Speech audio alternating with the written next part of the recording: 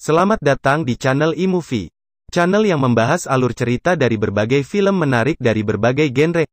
Oke, pada kali ini kita akan membahas sebuah film yang berjudul Dragonheart Vengeance, sebuah film dengan genre action fantasi, yang rilis pada tahun 2020. Film ini menceritakan tentang petani muda bernama Lucas. Dia memiliki cerita tragis dengan keluarganya yang tewas terbunuh oleh perampok. Kejadian tersebut membuat Lucas menyimpan dendam pada perampok-perampok itu. Kemudian dia bertualang bersama seekor naga yang bernama Sifet, dan pria jago berpedang bernama Darius demi mencari para perampok dan pembunuh orang tuanya. Seperti apa alur dari ceritanya? Yuk langsung ke videonya.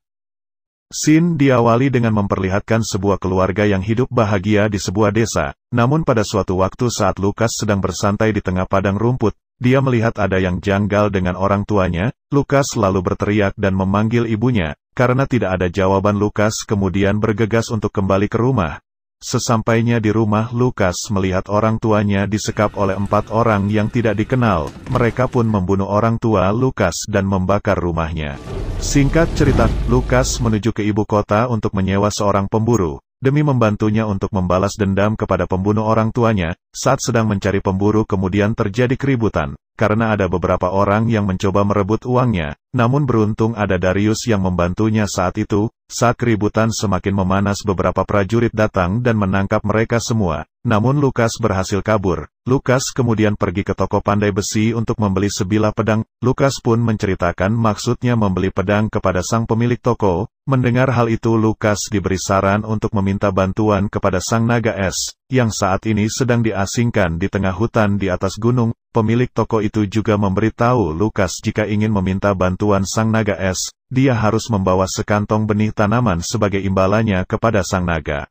Di tengah perjalanan mencari sang naga es, Lucas kemudian bertanya kepada setiap orang yang ditemuinya di mana letak sarang sang naga es berada. Hingga akhirnya Lucas pun kemudian berhasil mendapatkan sarang sang naga es, dan masuk ke dalam. Di dalam gua, sarang sang naga es, Lucas dikagetkan dengan sosok yang merampas tas milik Lucas, yang ternyata adalah sang naga es. Melihat naga es di depannya, Lucas pun kemudian meminta bantuan dengan memberikan sekantong benih tanaman kepada sang naga es. Namun sang naga es menolak membantunya dan meminta Lucas untuk segera pergi. Lucas yang merasa kecewa kemudian pergi meninggalkan sarang sang naga. Keesokan paginya Lucas dikagetkan dengan seekor kuda putih yang tiba-tiba ada di dekatnya. Lucas pun membawa kuda putih itu sebagai tunggangannya. Di tengah perjalanan Lucas kembali bertemu dengan Darius yang sebelumnya bertemu dengannya di bar di ibu kota waktu itu. Darius kemudian kembali menawari Lucas untuk membantunya menemukan pembunuh orang tuanya. Dengan bayaran 12 koin emas, Lucas pun setuju dan mereka kemudian melanjutkan perjalanan bersama untuk mencari masing-masing pembunuh orang tua Lucas. Hingga mereka sampai pada suatu tempat yang bernama Broken Land. Di sana Darius sedikit melatih Lucas dalam menggunakan pedang. Di saat sedang bersantai, Darius dibuat jengkel oleh kuda Lucas yang mengencingi barang bawaannya. Dan tanpa waktu yang lama kuda itu pun berubah kembali ke wujudnya yang seekor naga es. Melihat hal itu, Lucas merasa sangat senang karena ternyata kuda yang dia bawa selama ini adalah naga es yang berubah wujud. Darius yang melihat ada naga es bersama mereka merasa tidak nyaman dan akhirnya memutuskan untuk pergi. Namun sebelum pergi, Darius meminta Lucas untuk memilih antara dia dan juga sang naga es. Tentu saja Lucas memilih keduanya karena semakin banyak yang membantunya maka semakin mudah misi balas dendamnya terpenuhi. Namun hal itu tidak membuat Darius senang. Singkat cerita, saat Lucas sedang mencari makanan, dia tidak sengaja bertemu si beruang, salah satu komplotan pembunuh orang tuanya. Pertarungan Lucas dan si beruang pun tidak bisa dihindarkan. Naga es kemudian datang membantu Lucas dan bertarung dengan anak buah si beruang. Sedangkan Lucas bertarung dengan si beruang. Karena kalah, kekuatan Lucas dibuat kewalahan. Namun beruntung saat si beruang berusaha melemparkan Lucas, sarung pedang milik Lucas lepas dan membuat si beruang terjatuh ke jurang dan mati. Dalam perjalanan saat Lucas sedang istirahat dan masih tertidur, dia diserang oleh sekelompok orang yang ternyata anak buah dari Viking yang juga merupakan komplotan dari pembunuh orang tuanya. Kembali Lucas dan sang naga es bertarung, namun naas Lucas tertangkap oleh si Viking. Namun dengan kecerdikan sang naga es yang berubah menjadi seekor anjing membuat Viking meras bingung, dan dengan sekejap naga es kembali ke wujud semulanya dan menumbangkan si Viking. Si Viking pun kemudian ditangkap dan dijadikan sandera untuk menunjukkan di mana kedua orang pembunuh lainnya, yaitu si wanita ular dan juga si pria kalajengking. Lukas dan Naga Es pun kemudian melanjutkan perjalanan. Sesampainya di tempat persembunyian si wanita ular, mereka melihat Darius juga berada di sana dan sedang berusaha untuk menutupi cerobong asap dengan kain. Saat sedang duduk di atap rumah, Darius kemudian terjatuh ke dalam dan membuatnya dikepung oleh seluruh anak buah si wanita ular. Saat Darius sedang bertarung, si wanita ular mencoba untuk kabur, namun Lukas melihatnya dan segera mengejarnya. Naga Es kemudian membantu Darius melawan anak buah dari si wanita ular. Lukas yang mencoba menghentikan si wanita ular juga bertarung dengannya, namun Lukas kalah. Di saat pertarungan Lukas yang semakin memojokkannya, Darius dan Naga Es pun datang untuk membantu. Naga Es kemudian berusaha menyemburkan nafas esnya kepada si wanita ular, namun malah mengenai Darius. Saat itu juga Darius terpental dan di saat yang sama Naga Es juga merasakan sakit yang dialami Darius, yang membuat Lukas menjadi kebingungan. Darius kemudian menceritakan bahwa dia dan Naga Es telah berbagi jantung dan juga kehidupan. Sebelum membawa si wanita ular ke ibu kota untuk diadili, mereka kembali ke rumah tempat persembunyian si wanita ular untuk mencari petunjuk lain. Di sana mereka menemukan secari kertas dari salah seorang anak buah si wanita ular yang ikut membeku setelah disembur nafas Naga Es.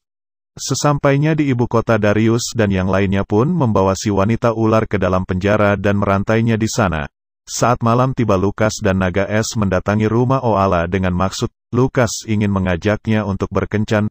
Lukas pun kemudian mencoba merayu Oala dengan bantuan dari Naga Es, dan rayuan itu pun berhasil. Di lain tempat di sebuah bar, Darius mencoba memecahkan sandi dari kertas yang dia ambil di rumah si wanita ular. Darius pun berhasil memecahkan sandinya, dan mengetahui bahwa selama ini sang rajalah yang memerintahkan para pembunuh itu untuk membunuh setiap keluarga yang sedang kelaparan, agar kerajaannya tidak perlu lagi membantu mereka. Raja yang tahu salah satu dari pembunuh telah ditangkap datang menemui Darius di bar serta memperingatkannya untuk tidak ikut campur, karena raja sendiri yang akan menangkap para pembunuh itu agar namanya semakin harum. Singkat cerita, si pria kalajengking juga berada di ibu kota. Dia kemudian pergi menyelamatkan si wanita ular dan membakar penjara serta meracuni ayah dari Oala yang merupakan penjaga di sana. Mengetahui si wanita ular telah bebas, Darius, Naga Es dan Lukas pun bergegas ke sana, namun mereka terlambat karena sudah tidak menemukan jejak mereka lagi. Lukas dan Darius kemudian memutuskan untuk mengejar mereka, sedangkan Naga Es akan tetap di ibu kota guna mencari kantong uang Darius yang di dalamnya ada kertas bukti kejahatan sang raja yang sebelumnya sempat diambil oleh salah satu pengawal. Di tengah pengejaran mereka dijegat oleh si wanita ular, pria kalajengking dan para anak buahnya, yang membuat mereka bertarung habis-habisan. Namun Darius dan Lukas kalah jumlah sehingga mereka terpojok. Darius melawan si pria kalajengking dan Lukas melawan si wanita ular. Darius yang sudah terluka cukup parah dibuat makin tidak berdaya oleh si pria kalajengking dengan menenggelamkannya di sungai. Merasa Darius semakin dalam bahaya, Naga Es pun bergegas untuk datang membantunya, namun karena Naga Es juga terpengaruh dari rasa sakit yang dialami Darius yang akhirnya membuat Naga Es sampai terjatuh ke tanah. Sedangkan si wanita ular juga habis-habisan menyiksa Lukas yang memang bukan tandingannya. Pria kalajengking yang melihat Darius sudah semakin tidak berdaya akhirnya memutuskan untuk membunuhnya, namun Darius cepat membalikkan keadaan dengan mencabut anak panah di perutnya lalu menusukkan anak panah itu ke leher pria kalajengking yang membuatnya mati. Saat itu juga, Naga Es yang datang dan melihat Lukas sudah diambang kematian membuatnya murka dan langsung menggigit kepala si wanita ular dan melemparkannya ke sungai. Darius yang melihat Lukas langsung meminta Naga Es untuk segera membawanya pergi ke ibu kota untuk diobati. 2 minggu setelah menjalani perawatan oleh Oana, akhirnya Lukas berhasil sadar kembali ditemani dengan sang Naga Es di sampingnya yang berubah menjadi seekor kucing. Saat sedang bersantai di luar rumah sakit, tiba-tiba Naga Es merasa jika sang raja sudah ada di sana. Dia pun langsung memberitahu Lukas dan mereka segera ke halaman rumah sakit dan menemui sang raja. Sang raja kemudian memfitnah Lukas dan Naga Es bersekutu dengan penjahat dan menyembunyikan mereka. Di saat situasi semakin alot, Darius kemudian datang dengan membawa bukti dan saksi yaitu si Viking.